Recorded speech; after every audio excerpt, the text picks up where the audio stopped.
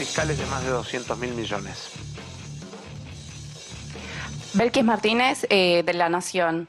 Quería preguntarle, ¿va a ser necesario imprimir más pesos para darle a los exportadores y cuánto se prevé? La otra pregunta sería si el productor va a cobrar enseguida esa plata. El productor cobra como cobra hoy, digamos, ve el precio en pizarra, fija precio. Es importante que aclaremos que aquellos que tienen operaciones realizadas con precio a fijar, si fijan precio en este momento, cobran el nuevo precio, así como también que aclaremos que aquel que de alguna manera fija precio y la cerealera no llega a embarque, si está fijado precio en este periodo también entra en el reconocimiento, pero de alguna manera el productor lo que va a ver es el precio de pizarra y va a fijar precio. Digamos, es simple, es el mismo esquema que tiene todos los días, la diferencia es que hoy tiene, o aspiramos a que desde mañana, cuando abran los mercados que son súper transparentes, la verdad es que si hay algo que tenemos que mirar es que el mercado de cereales es súper transparente en términos de pizarra y fijación de precio. La cerealera, el acopiador, aquel con quien tenga el contrato de venta fija precio y automáticamente le tiene que reconocer ese precio. Por eso decimos, el precio seguramente, solo por una cuenta matemática, va a estar arriba de los 70.000 pesos de la tonelada de soja, y entre 70 y 75 va a fluctuar de acuerdo a la cantidad de ventas y compras que se vayan haciendo durante esos días. Respecto del tema de si hay mayor nivel de emisión, el Banco Central el día jueves va a tomar en directorio algunas medidas a los efectos de que los niveles de reconocimiento de precio tengan el menor impacto posible y la mayor cantidad de medidas de esterilización para que no tengamos impacto monetario. Marcos López Arriazo, Radio La Red y A24.com. Economías regionales plantean, ¿qué tal? Buenas tardes. Un programa a futuro y no a futuro. El lunes el secretario de Agricultura va a convocar a las 4 entidades de la mesa de enlace para empezar a trabajar sector por sector, porque además no es la misma realidad la que uno puede encontrar en la vitivinicultura que en el tabaco o en el té o en la yerba o en la lana y entonces o en el arroz.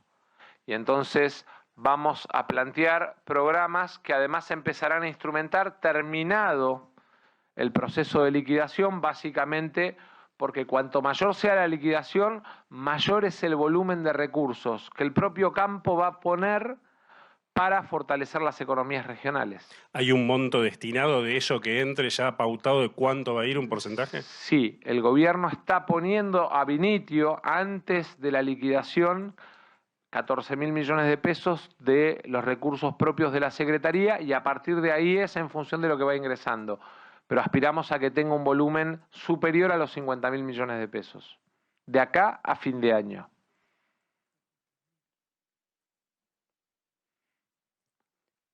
¿A mí? Claro.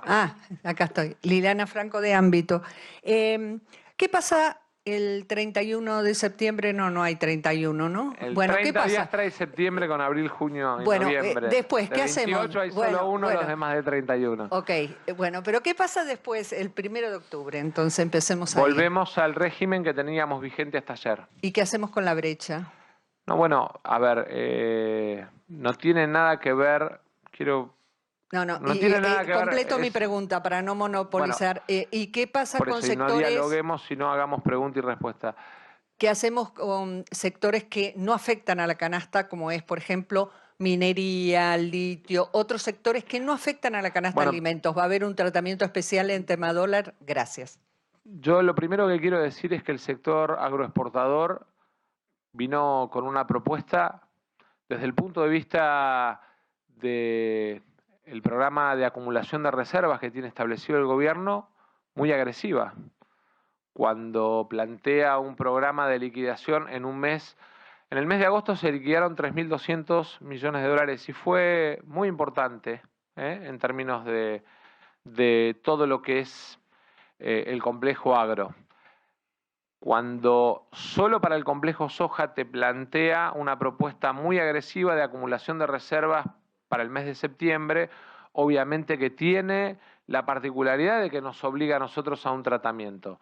En el caso de la minería, que tiene 180 días además para plazo de liquidación, la minería está planteando otros instrumentos para acelerar el proceso de liquidación que no tienen que ver tanto con tipo de cambio, sino más con cuestiones vinculadas a su régimen de funcionamiento y su propia cadena de valor y su régimen de importaciones. Nosotros tenemos la obligación de promover volumen lo más alto posible de exportaciones, de venta de trabajo argentino al mundo, porque eso nos fortalece nuestras reservas y nos hace fuerte como economía. Pero también tenemos como Estado la obligación de cuidar los dólares de las importaciones. No podemos seguir permitiendo en importaciones truchas de basura electrónica china mediada por una empresa de Delaware que entra a la Argentina como computadoras, ni podemos permitir exportaciones truchas de toallas, importaciones truchas de toallas, como ya denunciamos, y vamos a seguir denunciando en la justicia argentina y en la justicia de Estados Unidos por lavado de dinero a todos aquellos que con triangulaciones intentan robarse los dólares que son producto del esfuerzo de los argentinos que intentan desde generación de valor vender trabajo argentino al mundo. En el caso puntual de la minería, está planteando un régimen distinto que tiene más que ver con su flujo de tiempo y no ha planteado un tema tanto de tipo cambiario. Buenas noches, ministro. Soy Santiago Martela para TN. Más allá de este anuncio, que es para un sector importante de la economía nacional, ¿se pueden esperar en breve medidas económicas que lleguen directamente al bolsillo de los argentinos, que ayuden a detener la inflación? Gracias. Me gustaría primero plantear que cuando uno acumula reservas y hace fuerte su moneda y achica brecha y de alguna manera va generando instrumentos de devolución de confianza en la economía, está atacando las causas centrales de la inflación. Cuando uno restringe la emisión monetaria, cuando uno restringe, digamos, el gasto público y lo ordena a las prioridades que el Estado tiene que encarar y no al desorden que por ahí puede haber en algunas situaciones desde lo fiscal, está atacando las causas de la inflación. Desde el punto de vista del contexto internacional, cuando nosotros entramos a jugar en el proceso de seguridad alimentaria y aumentamos los volúmenes de exportación, también estamos atacando causas de inflación internacional. Digo, porque la discusión de las proteínas es una de las variables que pesa junto con la energía. Hoy, basta solo mirar lo que anunció Rusia y el impacto que va a tener en la economía europea en el invierno europeo para entender que hay otras causas que tienen que ver más con el contexto global. Y además hay decisiones que en el medio vamos tomando, mejora en materia de asignaciones familiares, mejora en materia de jubilaciones. Y me gustaría aprovechar porque a lo largo de los últimos días, respecto de las decisiones de orden en el gasto, se intentó plantear que medidas que no estaban tomadas o que no tenían que ver con las decisiones que tomó este ministerio, como algún retraso producto de la falta de liquidación de alguna jurisdicción en discapacidad u otras situaciones, se plantearon como parte de un proceso de ajuste. Orden es precisamente cuidar los recursos del Estado. Y cuidar los recursos del Estado también es que aquellas jurisdicciones que no hayan ejecutado por problemas, Conectar Igualdad, por ejemplo, problemas de abastecimiento y demoras en las licitaciones, nos ponen en la obligación de pagar las computadoras el año que viene. Y entonces plantear que cuando uno descuenta del presupuesto de este año de esa jurisdicción porque no lo va a gastar a los efectos de tener orden, eso como ajuste en la educación es un error. Tratamos de, en todo caso, de ser ordenados respecto de en qué invierte el Estado cada peso. Las medidas de mejora en materia jubilatoria, las medidas de mejora en materia de asignaciones familiares, esta medida o este diseño de parte de los recursos, ponerlo en los sectores más vulnerables que no tienen ninguna cobertura, es precisamente plantear que el desarrollo debe ser con inclusión, pero que el orden fiscal nos obliga a todos precisamente a invertir bien y sobre todo a paliar la situación de los hogares mientras las medidas macroeconómicas ayudan a bajar la inflación. Buenas noches, ministro. Mariano Wender para Infobae. Me gustaría pedirle alguna precisión sobre lo que comentaba usted recién sobre este tipo de medidas para sectores vulnerables. ¿Qué es lo que están planificando? ¿Qué es lo que podemos esperar para los próximos días? Estamos definiendo, a partir del 30 de septiembre, vamos a tener definido un monto de acuerdo al nivel de liquidación que tengamos y a partir de ahí ANSES deberá construir un instrumento sobre la base de cuál termina siendo efectivamente la recaudación, si cumplimos solo con el piso de los 5.000 millones de dólares garantizados o si a lo mejor, como sentimos nosotros, este reconocimiento de precio y este reconocimiento del productor como un actor central en la economía argentina permite que vayamos a un proceso de liquidación mucho más fuerte aún. Última pregunta. Hola, ministro. Patrick Gillespie de la agencia Bloomberg. Muchas gracias por el tiempo. Quisiera preguntar si el staff del Fondo Monetario Internacional ya apoya o tiene su aval sobre esta medida y también si el gobierno va a cumplir con la meta de acumulación de reservas para este año. Bueno, en primer lugar, las medidas, en la medida que no afecten el programa, no necesitan aval, sino simplemente comunicación. Quiero hacer la salvedad porque somos un gobierno, somos soberanos como república, tenemos un contrato, digamos, o un acuerdo con el fondo, pero tenemos autonomía en el sistema de toma de decisiones, previsto además dentro del contrato o del acuerdo con el fondo. Entonces, sí, obviamente vamos notificando y vamos advirtiendo de cuáles son las situaciones. Como íbamos a trabajar el día viernes en esta medida, la semana pasada, digamos, mandamos el memo de advertencia de esta medida, pero solo eso.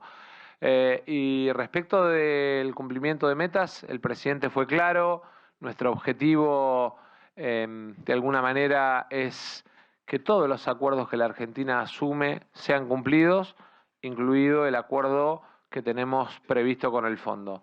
Obviamente que en ese sentido esta herramienta es una herramienta que nos pone muy cerca del cumplimiento de la meta si tenemos además la capacidad de cuidar dólares. Les pongo un ejemplo concreto.